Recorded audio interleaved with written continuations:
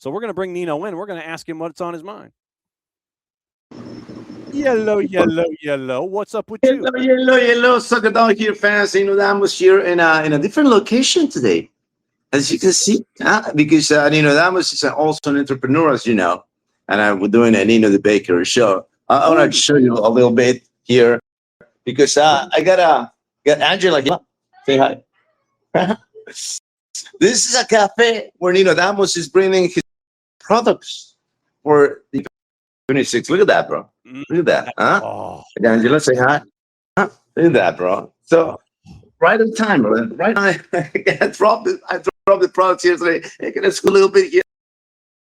I gotta do a podcast real quick, so then let me in. So we're here, brother. And sorry because I didn't send you the list. I was busy baking and doing stuff here, but I'm gonna go. Let's do this, right? You're gonna say number one. We go four. 4 topics.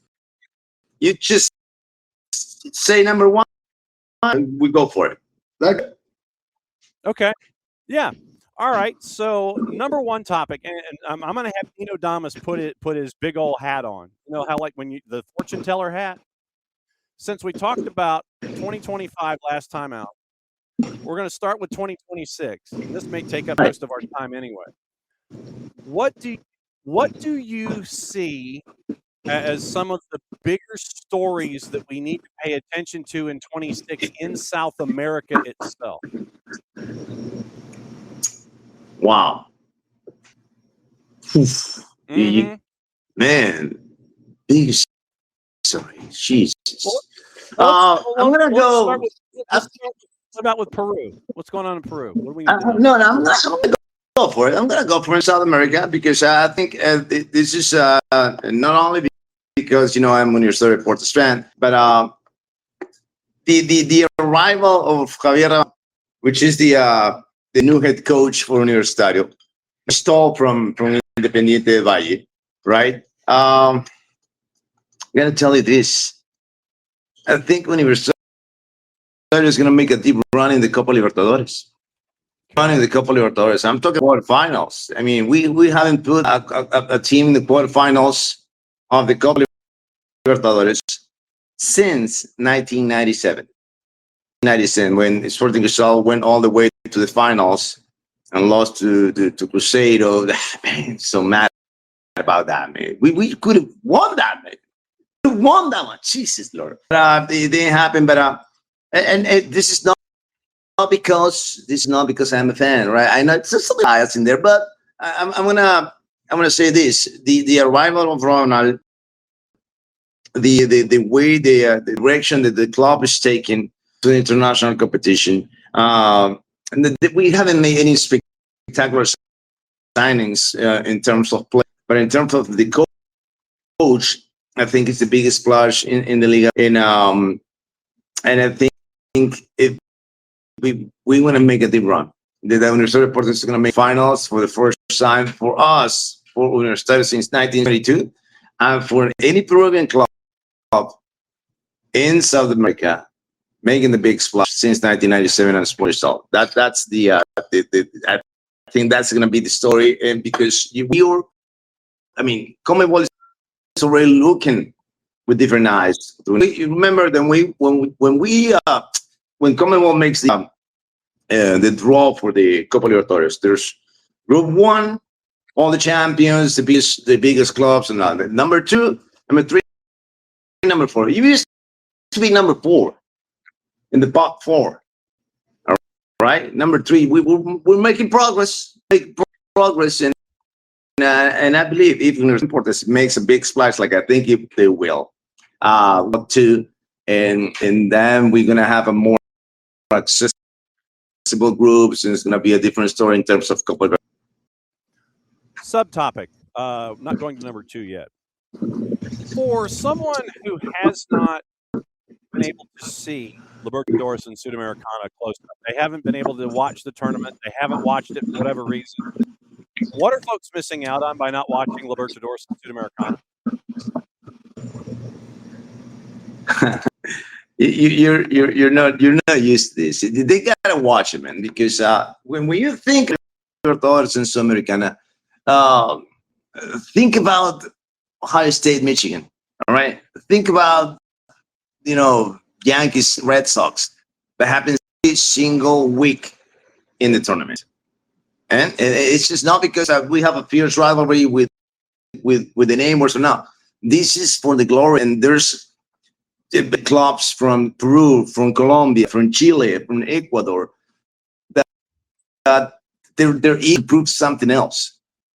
All right, they're eager to prove something else, and you see fantastic games like Liga Quito playing in Brazil. You got like this case of Cerro Largo with the guy where two fans only going in 400, 500 miles traveling to the team, and the team win and dedicating the victory to these the only fans that went out there. It's pride, it's passion, it's or in the best way can put a word. And then I don't know if the word it applies to it. It's if you ever think of a positive word, there's a positive word. I was going to say wars have never been positive. Let's put it like that. Okay, I'll take a positive war any time of the week. Topic number 2, going into 2026. From the younger talents that you got to see in 2025, who are some of those talents we need to keep an eye on as their growth curve continues in 26? Who are some of those up-and-coming players that you got to see last year that you're looking forward to seeing continue to grow this year? Mora just got the best young player award of the year in Portugal. He already was awarded that, and I think this is the player that I'm looking forward to. I don't know how I'm going to watch him now because the Gold TV is shut down, but there's always ways to see. I mean, I'm gonna, I don't know how Sport TV, which is the Portuguese network. I'm gonna see how to get the games out of these guys. But you know what? The skill that forward in young players is so how mature they are for the game, right? You can jiggle the ball, you can do whatever you want with the ball. Anybody can do that. All right, we're not at the circus here. This is serious, and when I see a player or carriers like Esteval, Mora, Lamine Jamal, these are the chosen ones. These are the ones that are truly special because they can perform in difficult situations. That's what you're looking forward to. You don't want to see, he's got a hat trick against a third division team. Who cares, man? I want to see how he plays against Real Madrid. I want to see how he plays in the national team. And this is the what that is coming. My God, man. My God, I'm so pumped. I'm so pumped. I got a candidate in the World Cup. Also, Mr. Nelson. I want to talk about the World Cup that nobody sees this guy coming, but I don't know. Like, a dark horse in the competition. It's coming from Europe. It's a Viking. They got a sick. How tall is he, man? He's 6'4". like a 7, right? He's Yeah. I don't know. He's the Yao Ming of soccer, man. That's what he is, man. He's the Yao Ming of soccer, man. He is, man. I put it like that, man. A Viking speaks Chinese. But so jokes aside, this Norwegian team, this Norway team, don't be surprised if they make a big run if they make a deep run in the World Cup this year. Don't be surprised. Please don't be surprised. And they don't tell me that. Yeah, you didn't tell me. I did. I did tell you that. January, what is it? January 2nd. Man. Woo. Mm-hmm. That's why we have Ninodamous come in. We sit there with the cards. He has these ideas that they're right there. Oh, what's in the coffee, by the way? Oh man, coffee is so good, man. It's a good fresh flop. So good. Mm. At the end of your segment this morning, I want you to take us outside and show us the entrepreneurial side, show us the streets, and show us how busy things are, buddy. At the end of the segment, You say, sir? you No can take problem. and take us outside and show us what's going on this morning. Okay, so then you mentioned all these young dudes. Is there anybody that has stayed too long at the dance? Is there anybody that really has really been needed to kind of retire a year or so ago that maybe this is it for them? I got a name, brother. This is ridiculous, man. I probably a story, but you know this guy, maybe Roque Santa Cruz. I know Roque of, Santa yeah. Cruz, yeah, the Paraguayan striker. He turned 44. 44. Wow. He just signed a 1-year deal with Nacional from Paraguay, one of his clubs in Paraguay. He's gonna play another season at the age of 44. 44 years. 44. How is this possible, man? And I look at the picture and then yeah, welcome, Rocky. And like he got more gray hair than I do, man. You know, it's not good. When somebody has more gray hair than Nino and still playing, that I really got a problem, man. And that's it's we'll go over this next week. There's a bunch of 40-year-old players. I'm gonna make a list. I'm gonna bring it to you. And the number of 40 years old players. Oh, that's your buddy too. You know, Mr. Cristiano. He's also 41. Yeah, whatever. CR41. Yeah, we know about him. So let's see. Last season, Roque Santa Cruz played in 32 matches, all comps, had 4 goals. At the age of 43, Yeah. still scoring in the Aperture and the Clausura, and did not score in Libertadores. 24, he had 5, 6. He had 6 goals in 24. He had 3 goals in 23. So, I mean, he's consistent in his production. His last double-digit goal scoring season was 22, where he had 14 goals in his play for Libertad Ascension. So, crazy that he's still cranking it out at 44, though. I mean, hey, You gotta let it go, but you gotta let it go, man. I mean, he should retire singles in that season. I was like, all right, this is my last dance. Thank you so much for everything, soccer. Because after that, no, MJ played for the Wizards, so no, no. Oh, no. No. You know, that I like that, you know. But when they have to let it go. Have to let it go. You were not the only one. Okay, so we talked about players. You mentioned a team that's on the rise. Are there any teams that you sit there in addition to those that we have to keep an eye out for in competitions in 26? Who are those up and coming teams that we need to keep an eye on? And then I'll go to the flip side after this and ask if there's a team that really is going to be going after this. I want to start with the one that is going in. This is crazy, right? But I'm gonna say it. Should I say it? Should I? Go on, drop the bomb. I think the replay could be relegated this year. Wow. I think River could be if they don't get relegated, they'd be so close to it. This is how I see the immediate future for River Plate. Things are going south in any possible way. Gallardo lost his touch. They 60 million and they're not getting anything. They're gonna play anime. River Plate is gonna play Sudamericana. They're not gonna play in the Libertadores. They don't have a playmaker. They don't have a striker that I mean, it's amazing how the the absence of Masantuono made such a deep impact on the game, on the team for Gallardo. I mean, he replaced a 17-year-old man.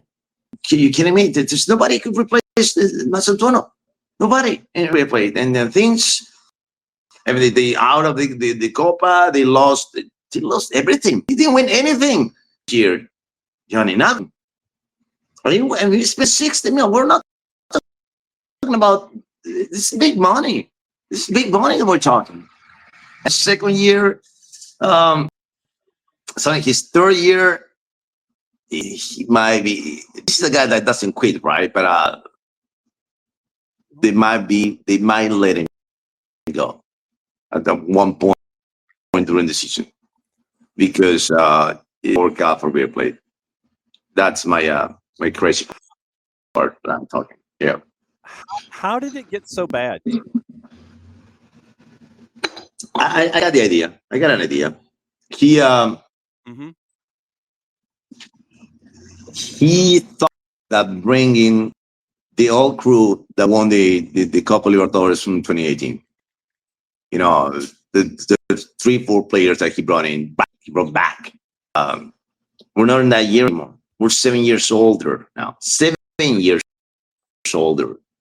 All right, things change, and your body changed, and the years are coming, and you don't have the same touch. You know, the velocity is not there. The way that you read the game is not there. And he thought he got it, figured it out. He thought so, and then when he realized that he didn't have it, it was too late. It was too late. That's what happened. That's what happened. And then he was playing Acuna and Brucey and all the names that they're thrown in now because he got structure all set up since the last time that he played with River, that he coached River. But things changed a lot, man. So that was the issue. That was the issue. And now how they approach the season, because there's enormous pressure. Now, there's always pressure on Boca Juniors, always. But now you have the pressure that you haven't won after all spent. It happened before with Gallardo. Because when he created, when he managed the teams, he managed young talent, he managed additional players, he managed a market, he had a carte blanche to go, hey, you know what, just put on my tab, right? Give me another player, put on my tab. And then he raised the tab, was my God, 60 mil, man. This is a big tab, man, for me. And he had that. When you have that much freedom, you use focus. That's what happened with that's my take. So then, as you enjoy your morning coffee, what other teams are on the flip side of this that are the teams that we're not really paying attention to, that are on the rise that we need to be paying attention to going into 2026? I don't want to say on the rise, but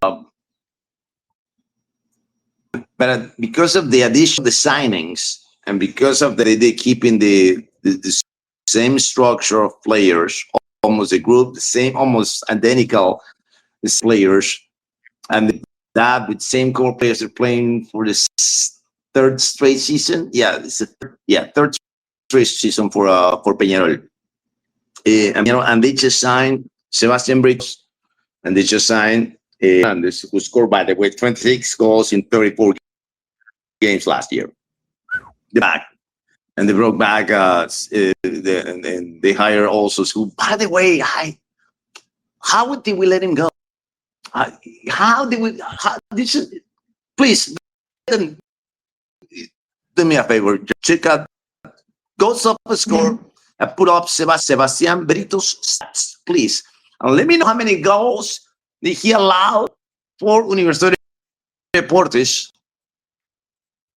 last year. Before, my God, I don't understand still how they, I don't know. I really don't know, because they're the the best goalie in the league. But no, because you got the best this in the league. That's why he didn't have too much to work. And no. All right. And when you look at the numbers, when you look at his stats, it's remarkable. The guy didn't even allow more than 12 goals last year. More than 12. Is it too much, Johnny? How many did he concede? Hang on. I'm a digging here. Okay, so we need stat. By the way, it's his 38th birthday. Also. So happy birthday to you. All right. So, all right. In all comps, last season, all comps, Clausura, Libertadores, Apertura. Be 20. So it was in 40 matches in 2025. He gave up 31 goals. So that's a goals against of about 0.77.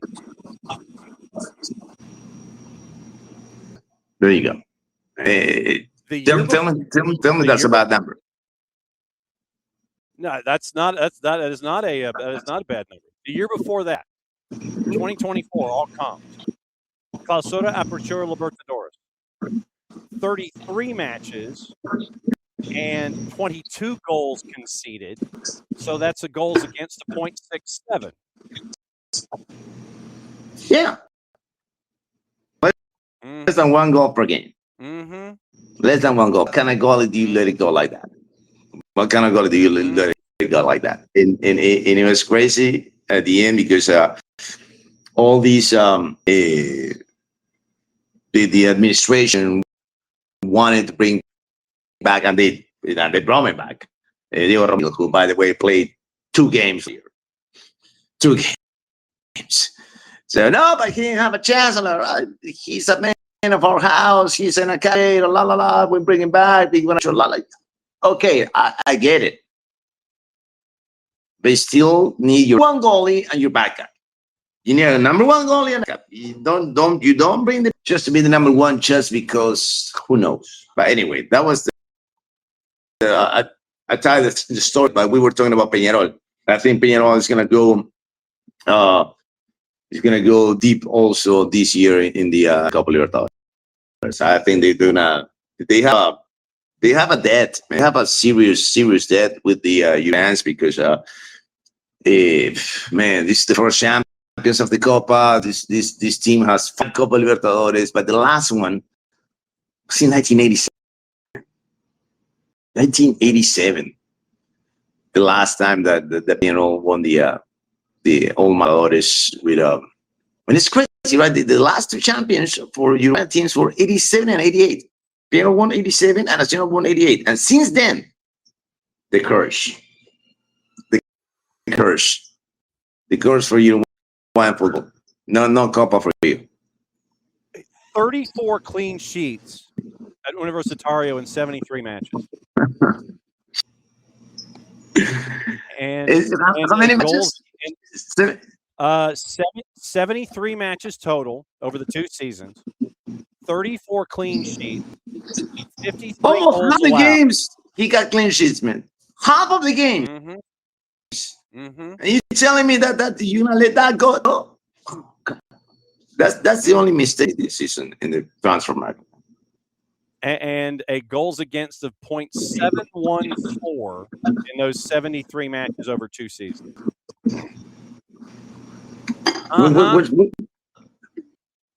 You explain that to me. How's that possible, Johnny? What would just tell me in your right mind?